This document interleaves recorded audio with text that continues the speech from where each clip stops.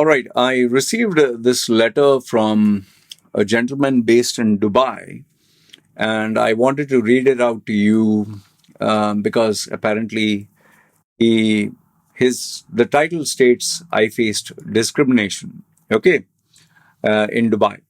So I'll read out the letter. I'll give you my thoughts in between, and feel free to share with me what do you think. Okay. And like I told you, if any one of you sends me an email or a message, I'll always keep your identity confidential.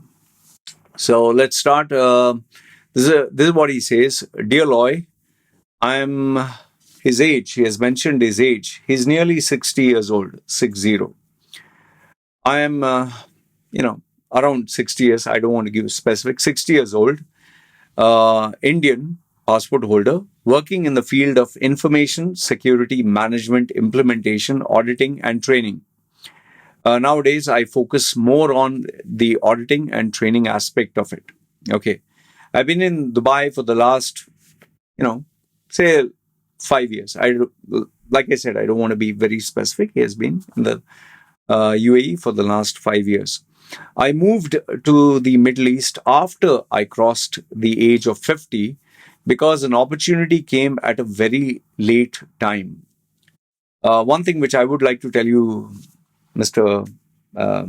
60 years old, you're lucky that you got an opportunity to work at the age of 50. People are literally struggling to get a job after the age of 50. Even though, and I'm talking about the people who are based in Dubai, who have work experience in Dubai, who have contacts and connections in Dubai, they are finding it hard to get a job at the age of 50.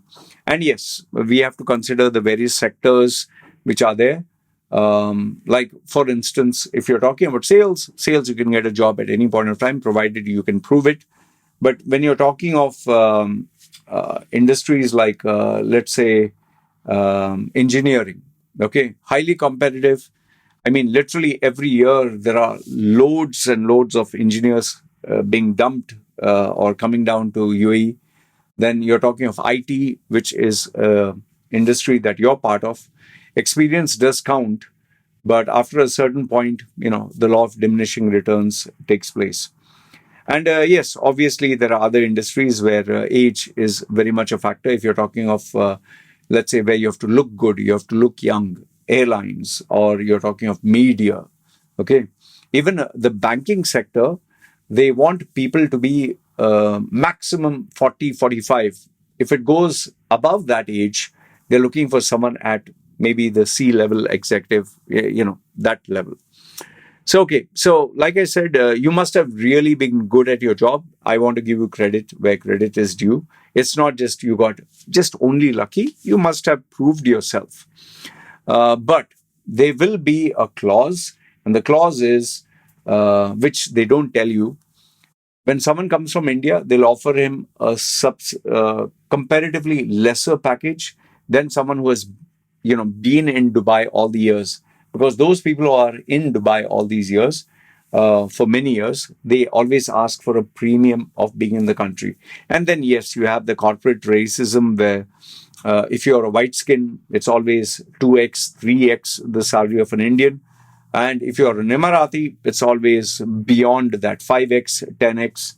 And you can call it corporate racism, but you can also say that the UAE government wants to uplift and support its citizen by offering them a better standard of living and better benefits. Otherwise, what is the use of being a citizen? And especially keep in mind, out of a population of 100, almost 90% is they are expats. So they have a very small declining population, and they don't want people leaving the country. They want them to stay. So that is how they are supporting them. Even when a local Emirati lady is pregnant, she works for the government, they literally give her 1 year, paid maternity leave, which I don't think is the case with expats. Okay. So until then, I was working in India in the software industry. Initially, I was working at Bahrain. Okay, that's where he came first. I was there for 4.5, 5 years, and I was able to save a little. Bahrain doesn't pay as much as Dubai. especially Abu Dhabi. Abu Dhabi is the highest salary. In Saudi, they do offer very high salaries, but then it depends on which company, which position, and where you're working. Typically, it is always Saudi and Abu Dhabi is kind of neck to neck. Saudi is slightly higher because there is no way to enjoy or spend money. So not many people want to come to Saudi, and that reputation of Saudi being hardcore Muslim. So there are not many people who look forward to go to Saudi. And also Saudi, there a lot of power is given to the employer, especially if he is a local Saudi national. And there are even cases whereby if you want to resign and the Saudi employer says no, you can be in a lot of trouble. In Qatar, they had this pattern. They claim that it's called kafala, I think. They have gotten away with it, but in some cases, there are still people who maintain and complain that, yes, I'm not able to go until my employer gives me the go ahead or the green signal. Under Sheikh Tamimi, the visionary, the new young chap, I think it has changed, but then again, I keep hearing a few people, not as much as before. Abu Dhabi, Dubai, if you have paid all your cards, you have paid all your expenses, your phone bill, electricity bill, the bank has not put any complaint, there is no objection from the cops, you can leave at any time. Okay.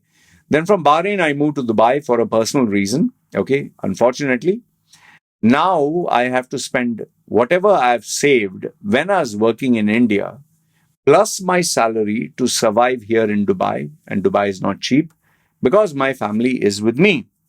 So you had a job in Bahrain. Like you said, you made the decision. This was your call, your personal reason. I'm not saying it's bad or it's wrong. Maybe you did it for love or you did it for your family, whatever. But you made a choice and there is always a price to pay. Had you stayed in Bahrain, I think it would have been better because when you move again, there is always a risk factor. You might not get the same job you're looking for. Okay, then now I need another 6 months more to survive. Okay. After that, I think I need to go back to the way things were before. Okay. My field is supposed to be niche.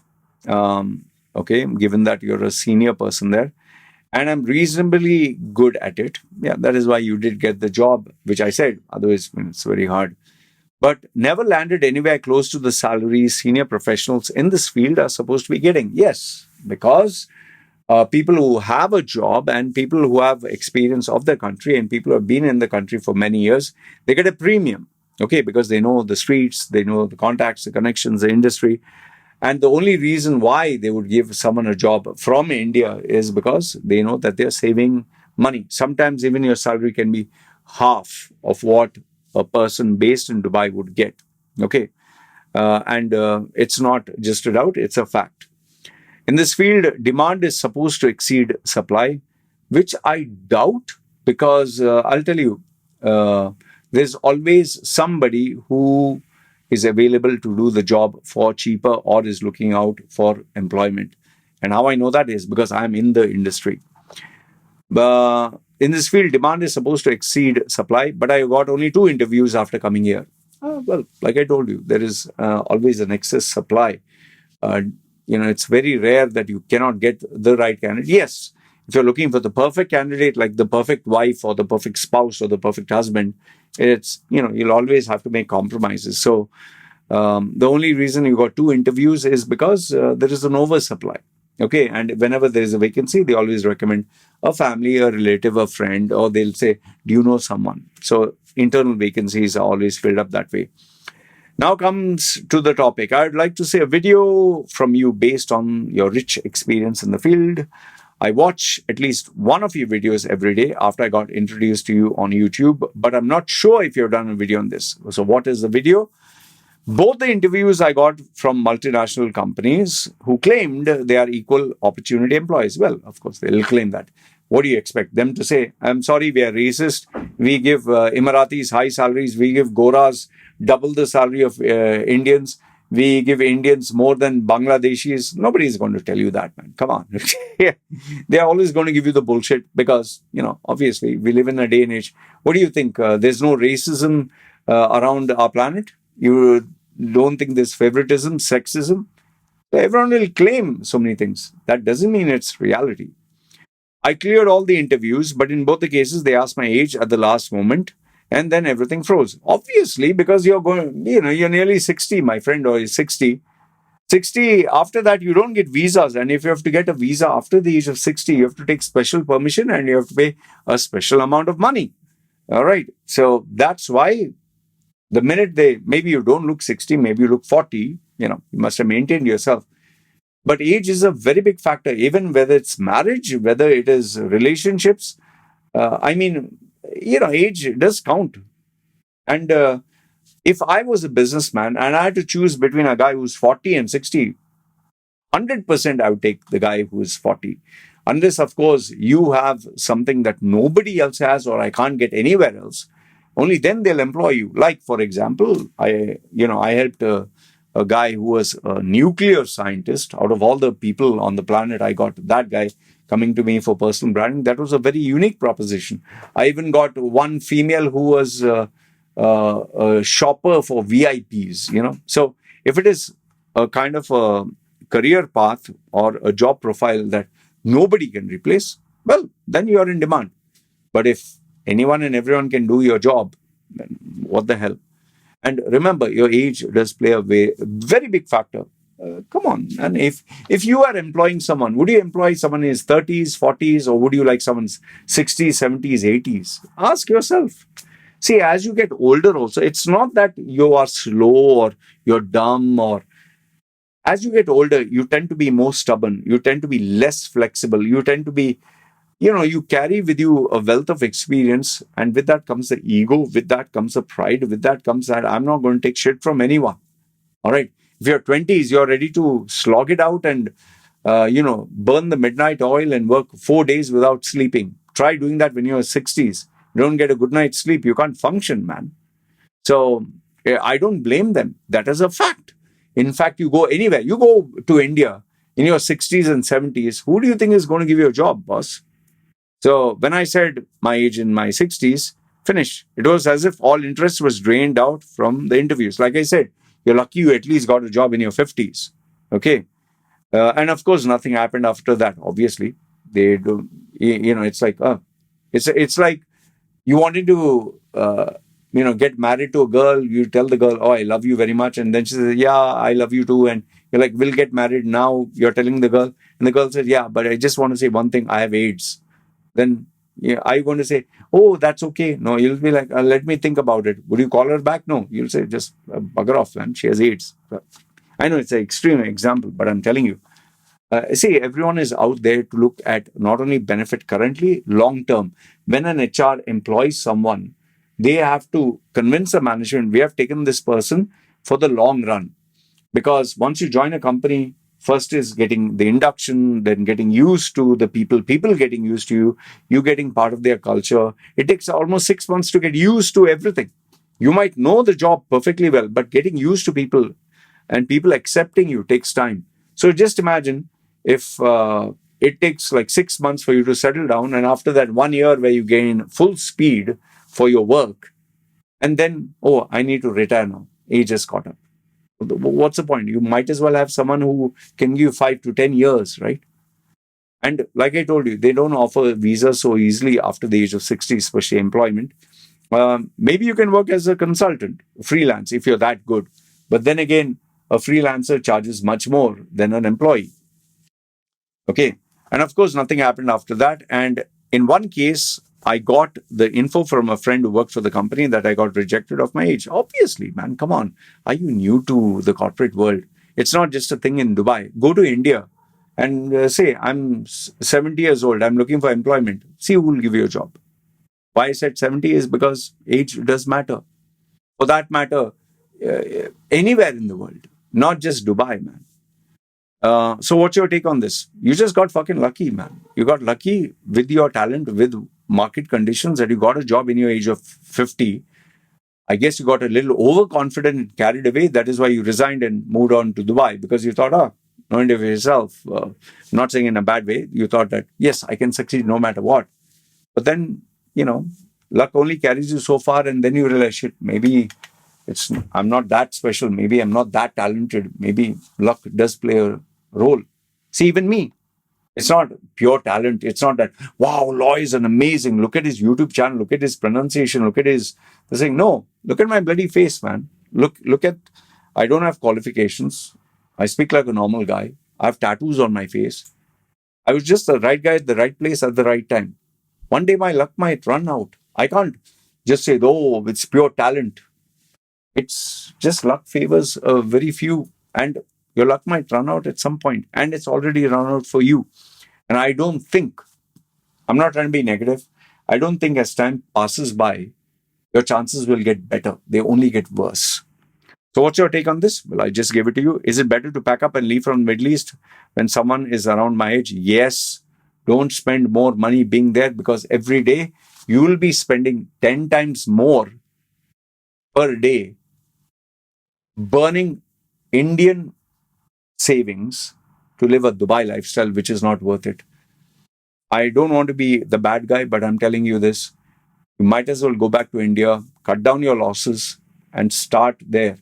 Otherwise, like that Hindi saying is there, Dobi ka kutta na gar ka na kaat ka, which means, for those who don't know, the laundryman's dog is neither the laundryman's or the neighbor's. He's nowhere. You'll be nowhere.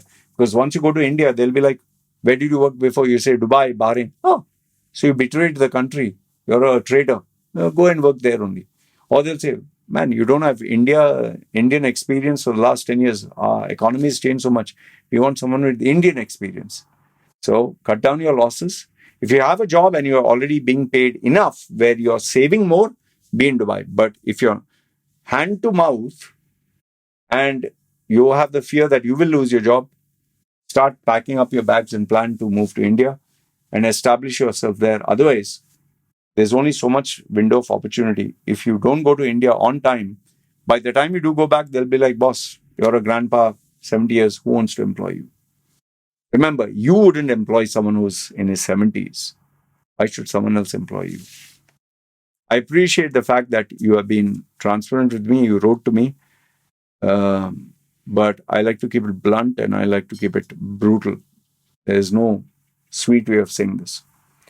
I genuinely wish you all the best. I admire you for your courage. You have done a lot. But I think now you need to be smarter and realize time and age is not on your side. And don't burn more money than what is required. All right? Remember, Dubai gives you the best life, the best luxury, but it's not for free. All right?